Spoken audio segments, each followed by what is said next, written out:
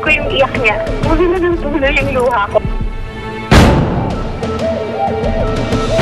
Eksaktong 13 days na ngayon ang firstborn ni Sunshine Dizon by her husband Timothy Tan that they named Doreen Isabel. I got the first 3 letters, yung DOR from my mom's name, Dorothy. And yung ISA naman sa Isabel is from my dad's name, Isagani. So, Doreen Isabel. Nahirapan bang manganak si Sunshine kaya kinailangang isesaryan siya? Nag-induction kasi ako ng Monday and Sunday and Monday. Mababa na yung amniotic fluid. Tapos, nung Monday na hapon, supposedly, i-break na yung water bag ko. Ang sabi ng doktora ko, mataas pa rin daw yung posisyon ng bata. Dapat pwedeng gawin sana, mag-i-induce kami ulit ng third time ng Tuesday morning. Kaso ang doktora ko rin, parang sabi sa akin, ang opinion niya, parang hindi na maganda kung 3 days ka mag-induce kasi masyado nang nasistress yung body. Nung sinies na ako, cord coil pala siya. Nakatudupot yung umbilical cord niya. So, blessing in disguise din talaga na nagpa-CS na lang. Kasi kung hindi, pinurse namin ng normal labor, baka nasakal siya. Nung narinig ko yung iyak niya, tuloy na ng tuloy yung luha ko. Parang sobrang overjoyed ako. Kumusta naman ang lolo't lola ni Doreen Isabel? Si Papa talaga yung pinaka-special kasi sobrang effort talaga siya na from LA, umuwi talaga siya para makasama si Doreen. Tapos nag-vacation din dito sa bahay ang dad ko, kasama yung mga kapatid ko. Tapos ito naman si Mommy, para nasisiraan na ng ulo sa apo niya kasi sobrang everyday, kalong-kalong niya, siya nag-aalaga. Sa sobrang excitement nga raw ay binilhan ni Mommy Dorothy ng kotse si Doreen. Ay, oo. Actually, binili niya yung car. Nasa tiyan ko pa lang si Doreen. Prepare niya na talaga yun. Kasi ang gusto niya, may van daw si Doreen para pag inuwi daw galing sa hospital. What is it like to be a first-time mom? Okay naman, medyo mahirap ng konti pag siyempre napupuyat sa gabi. Kung dati iniisip mo yung sarili mo lang yung para sa'yo or ganyan noon, siyempre ngayon hindi na. It's more of what is going to be good for your daughter and what is going to be good for your family, diba? Pati priorities daw ni Sunshine ay hindi na para sa kanyang sarili. Actually kasi ngayon, wala pa siya sa isip ko, no?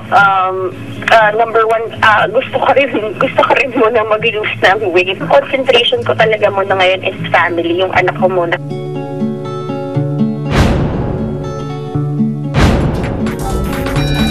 Congratulations again, Sunshine. And speaking of anak, mga kaibigan, ito pong katabi ko rito, itong maliit na ito. Ito po ang naging bunga ng pagmamahalan ni Shibaker at ni Diana. Ito po si Yogo Singh. Baka hindi niyo pa po alam. Tawa ka ng tawa, Pauline. Kasama ni Pauline, si Vanessa at si Miko Aitona. Nako! At si... anak ni Shibaker, no? Kami mo. Yogo Singh. Cast po ito ng Dwarfina. Dahil balita ko, Miko, Vanessa, Pauline, mamamaalam na si Dwarfina. Paano? Kwento nyo kami. Dito Joey, isang linggo na lang po kami sa ere. Kaya po, nais po namin magpasalamat sa lahat po ng bumubuo ng cast at staff ng Dwarfina. Maraming salamat po mga kapunso for making us #1. Okay. Salamat po. Vanessa? Yes. Tsaka Tito Joey, kung gusto nilang malaman kung sino ang magiging bagong hari at bagong reyna ng punso sa mundo ng mga duwende, kailangan nilang manood hanggang sa kahuli-huli. Friday, okay. Friday. Tito Joey, yung role ko kasi naging from masama, naging mabait na. So, tingnan natin kung ano ang mangyayari talaga kay Gwendina. Last week na po ng Dwarfina right after Captain Barbell. Sana po subaybayan nyo hanggang sa huling araw. Thank you. Yogo, ano gusto mong itanong ko sa'yo? Abangan nyo po yan mamayang Sige na, mamayang gabi. Sa Monday Elvis pa. Madali. Tira. Abangan nyo po yan sa Lunes pagkatapos ng Captain Barbell. Maganda na po yan. Nagalit ka ba? Parang nakikipag... May kaaway ka. Easy lang, puso mo. Yogo Singh. Okay, thank you Pauline, Vanessa, and Miko. Dwarfina po. Last week na to. Abangan natin yung mga mangyayari. Okay, thank you, Yogo. Ayan, tara. Okay. Eto mga kaibigan, magbabalik pa pala. Naku, importante itong pagbalik namin. Abangan niyo po, isang scoop po ito mga kaibigan. Pagbabalik ng Star Talk TX. Ako nagulat dito. Next na! Totally exclusive! 3 buwan matapos na pumasok sa rehab center, kumusta na nga ba ang aktor na si Baron Geisler? Exclusive interview ni Ricky Lo sa aktor? Next na! Kahit na addicts yung mga nandito, they need to be treated with respect also.